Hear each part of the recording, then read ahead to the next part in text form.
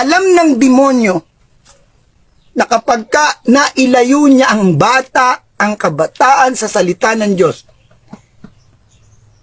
napakaliit na porsyentong maimpluwensyahan siya ng Diyos.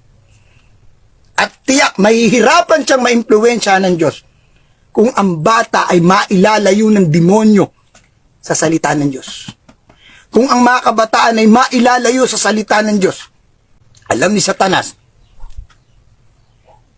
na mahihirapang maimpluwensya ng Diyos ang bata at kabataan kapag nailayo niya ang bata at kabataan sa salita ng Diyos.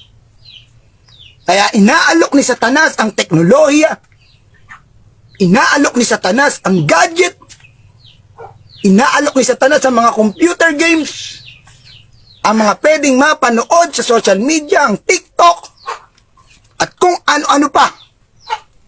Sa isang matinding misyon ni Satanas, pakinigo kayo, lalo na sa mga magulang. Ito misyon ni Satanas, ilayo ang bata sa salita ng Diyos. Ilayo ang mga kabataan sa salita ng Diyos.